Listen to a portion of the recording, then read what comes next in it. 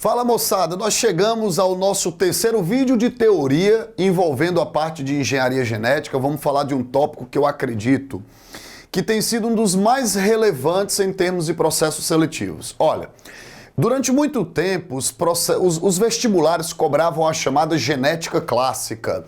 Eu costumo chamar de genética mendeliana. O que é a genética clássica ou genética mendeliana? É a genética das probabilidades, aquela que você estuda o gene e naturalmente a probabilidade com que aquele gene tem de aparecer no descendente numa certa proporção. É o cálculo das leis de Mendel, né? Vamos assim dizer. Não que essa genética tenha deixado de ser importante, ela continua sendo importante, né? Ela vem perdendo um pouco o seu espaço para a genética molecular. O estudo, na verdade, das partes moleculares, dos genes, da forma de expressão, dos testes de DNA, dos transgênicos, né, do que é uma eucromatina, heterocromatina. Então a gente vê observando que à medida que os estudos avançaram na compreensão da molécula de DNA, naturalmente a parte molecular veio a se tornar também muito presente nas provas. E um deles é o chamado DNA fingerprint. O que é o DNA fingerprint, né? Você diz assim, Lázaro, impressão digital, é como se de repente, e não é errado isso, você tem no teu DNA, na tua molécula de DNA, marcas da tua história genealógica. Ou seja, há informações contidas no nosso DNA que dizem exatamente de quem nós somos filhos. É exatamente a nossa impressão digital. Chamamos isso de quê? DNA fingerprint. A impressão digital do teu DNA, as marcas da tua genealogia, ou seja, o teu histórico familiar. Porém, eu quero te dizer uma coisa. Quando é feito o teste de paternidade, muita gente pergunta assim, Lázaro, o que é comparado, né, no teste de paternidade? O que a gente analisa? É avaliado todo o DNA? Não. E por que não? Os genes, que são as unidades transcricionais, hereditárias e informativas, não é a região que deve ser comparada num teste de DNA. Aí vocês, mas por que não? Porque num teste de paternidade, o que nós temos que buscar? Aquilo que pode nos diferenciar, não aquilo que nos aproxima. Eu vou tentar ser mais específico, né, para você. Eu vou tentar conseguir fazer você entender melhor. Vamos lá. Vamos dizer que você, André, você que está aí, tá certo? Você, Marina, você, Gisele, você, Fabiola, você, Antônio Carlos, você, Isaac, você que está aí, ó. Você está do outro lado aí na câmera. Se eu comparar, por exemplo, o meu gene responsável pela produção da insulina e eu identifico, por exemplo, que tu também tem esse mesmo gene, isso não nos faz filhos de um mesmo pai. Vocês estão conseguindo entender? Eu estou dizendo que o fato de nós termos genes para a síntese específica de determinadas proteínas não é o que nos torna filhos de alguém. O fato de eu ter o gene responsável pela produção da insulina não é o que vai determinar de quem eu sou filho. Então o que eu tenho que procurar são regiões do DNA que nos diferencia e que revela de quem nós somos pais. Por quê? Aliás, filhos. Por quê? Porque, vamos lá, o gene não é uma unidade transcricional? Então você vai aprender que o gene, quando ele se expressa, ele gera uma proteína. Ó, a expressão do gene é a proteína. E você aprendeu, certo? Que esta proteína, quando nós interagimos a proteína com o ambiente, geneticamente, a interação da proteína com o ambiente, o que isso vai determinar? Fenótipo. Isso aqui, ó, proteína mais ambiente, você tem o fenótipo. Então, o que é o fenótipo de um indivíduo? O fenótipo de um indivíduo é o resultado da expressão dos seus genes, que é a proteína, mais o ambiente. Confere? E esse fenótipo, ele sofre atuação da seleção natural. Vocês Consegue entender onde eu quero chegar? Vamos lá. Ó. Lázaro, o que é que você quer dizer com o fato de que o fenótipo ele sofre a ação da seleção natural?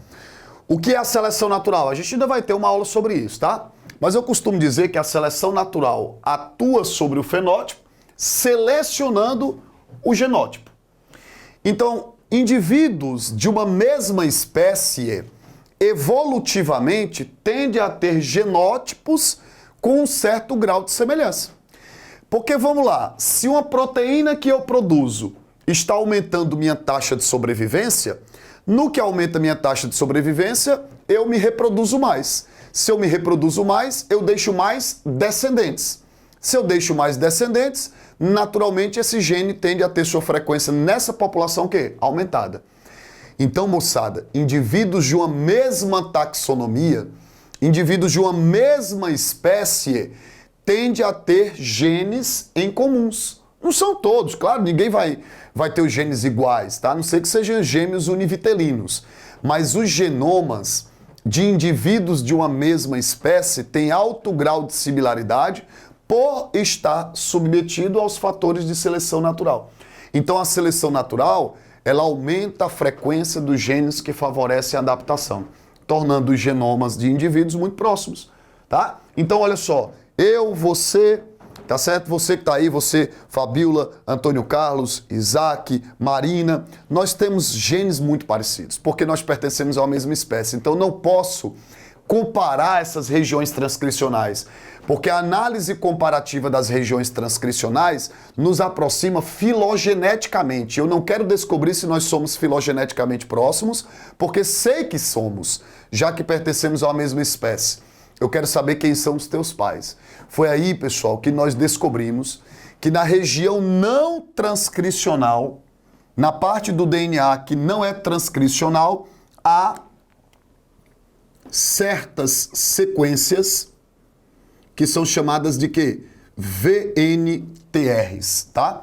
Então, há certas sequências, vamos puxar uma seta aqui, ó.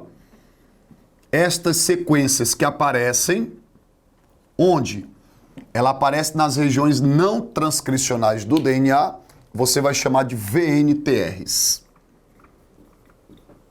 VNTR, certo? Essa sigla VNTR vem do inglês, são fragmentos, tandem, fragmentos que se repetem em números variáveis, né? Eu não sei pronunciar inglês, deixo para vocês, que são bons também na língua estrangeira, mas o que seriam VNTRs? São fragmentos, ou vamos dizer, são sequências, pequenas sequências de nucleotídeos, ó, sequências, que se repetem em números variáveis. Em números variáveis, tá? Então, olha só, primeira coisa importante, no teste de paternidade, nos chamados testes de análise, nos chamados DNA fingerprint, né? Nós não vamos comparar as regiões transcricionais que geram fenótipo, porque estas, como elas são submetidas ao princípio da seleção natural, há uma tendência natural que indivíduos de uma mesma taxonomia apresentem essas regiões muito próximas, né? Muito semelhantes. Mas descobriu-se que há regiões do DNA, há partes do teu DNA que se caracterizam por sequências de bases nitrogenadas que aparecem em números repetidos. Qual o nome que nós damos a essas regiões do DNA que não fabricam proteínas? Então vamos dizer assim, é parte do DNA lixo, apesar de eu não gostar muito desse termo DNA lixo, né?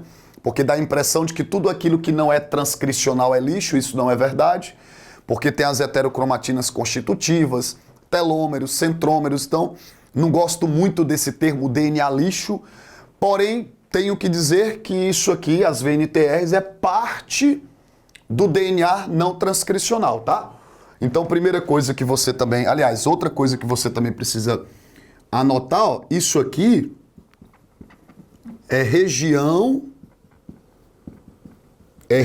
não transcricional. Moçada, se é região não transcricional, é região que não expressa proteína, então não fabrica proteína. Se não fabrica proteína, é região que naturalmente não sofre ação seletiva do ambiente. Ah, como assim que não sofre seleção do ambiente? Não sofre ação da seleção natural. Porque a seleção natural, gente, somente atua sobre aquilo que gera fenótipo e que interfere no poder adaptativo do indivíduo, certo? Se isso aqui não interfere na capacidade de adaptação do indivíduo, não vai ter ação seletiva. Então, existem regiões do nosso DNA que, por não serem transcricionais, não sofrer ação da seleção natural, isso é uma região mais variável. Por isso que os autores chamam isso aqui, ó, de uma região hipervariável. Ó, é uma região hipervariável. Como se trata de uma região com uma grande capacidade de sofrer variação, o que é que pode mais nos diferenciar? O que é que é mais possível de analisado comparativamente diferenciar nós em vez dos genes? Essas regiões. Então os caras descobriram que tem regiões do teu DNA que são sequências que aparecem repetidas vezes, tá certo? E que por aparecer de forma repetida e não gerar nenhum tipo de padrão fenotípico, elas sofrem muitas variações. Então, me diz uma coisa, qual é a explicação para eu ter uma região dessa no meu DNA, certo? Se isso não tem interferência nenhuma na minha capacidade de adaptação enquanto indivíduo, enquanto espécie? É eu ter recebido isso de alguém. E naturalmente eu recebi isso de quem? Ou do meu pai, ou da minha mãe. Então as VNTRs, pessoal, são sequências, são fragmentos que aparecem no material genético de forma repetida, e essas frequências, elas são as nossas marcas, são os nossos fingerprints, são as nossas comprovações, os nossos marcadores da nossa genealogia, portanto, de quem nós somos o quê? Filhos. O que é feito então a técnica? Você já sabendo o que é comparado, agora ficou muito tranquilo, tá? Como é que é feito? Ah, Lázaro, uma sequência dessa, olha que detalhe também importante. Uma sequência dessa não pode aparecer no meu DNA e no teu não? Pode. Então o que é que vai diferenciar? Não é a sequência. É a quantidade de vezes com que ela se repete. Então vamos imaginar uma sequência aleatória. A, T, T, C, GTA. A, T, T, C, GTA. No meu DNA, essa sequência A, T, T, C, GTA aparece repetida 3 vezes. Tá. No teu DNA, essa mesma sequência ela aparece. A, T, T, C, GTA. Só que ela aparece repetida 5 vezes. Então o que é que diferencia a minha VNTR da tua? Não é a sequência, mas é a quantidade de vezes com que ela se repete. Isso vai fazer com que a tua VNTR, inserida no teu DNA, tenha um tamanho diferente da minha. Portanto, meus queridos, nos testes de paternidade, o que é comparado não é a sequência, não é uma análise de sequenciamento. O que é comparado? É o tamanho da VNTR. E o tamanho da VNTR que está contido no meu material genético pode diferenciar do tamanho do teu pela quantidade de vezes com que ela se repete.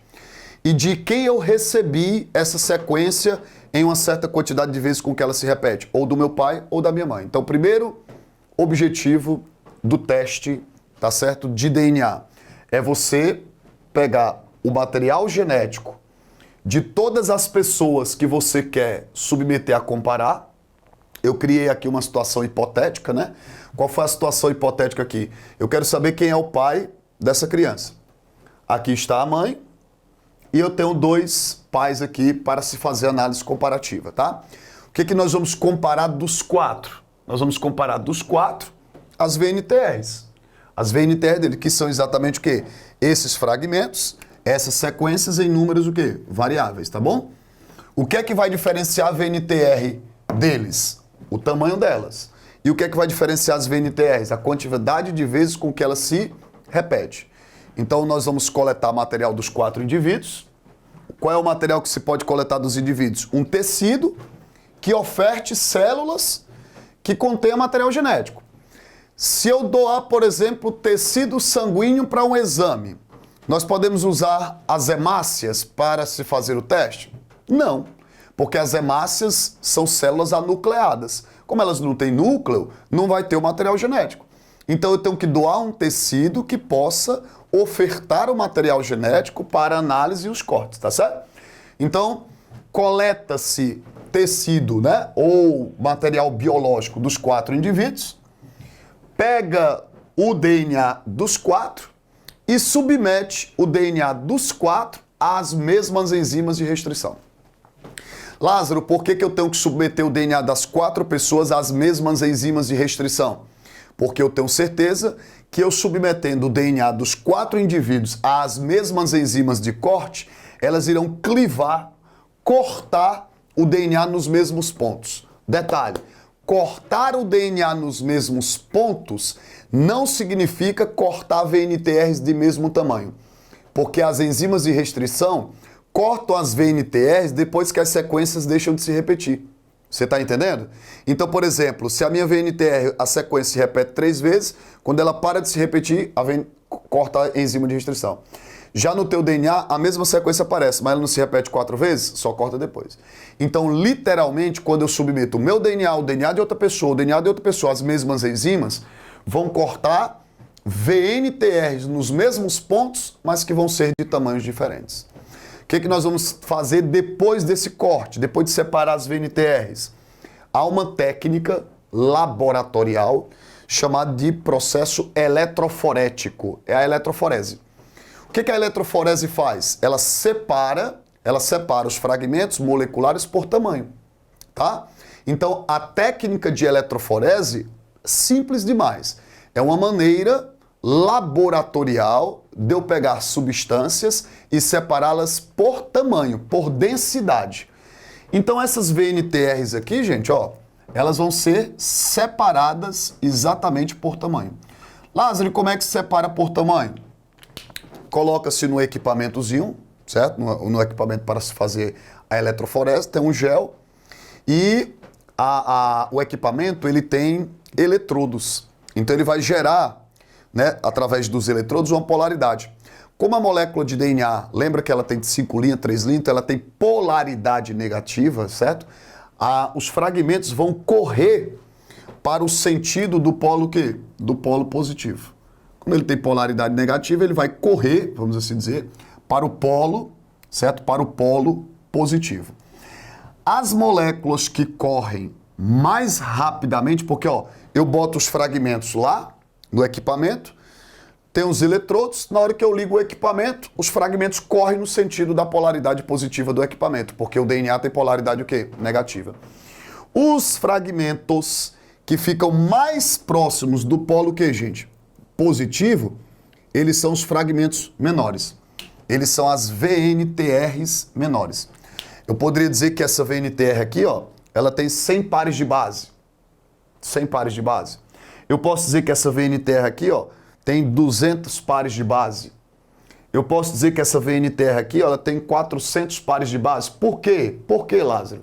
Porque as VNTRs, quanto mais próximas do polo positivo, é porque elas correram mais rápido quando eu liguei o equipamento eletroforético. Se elas correram mais rápido, é que elas têm menor densidade. Então elas são as menores, tá?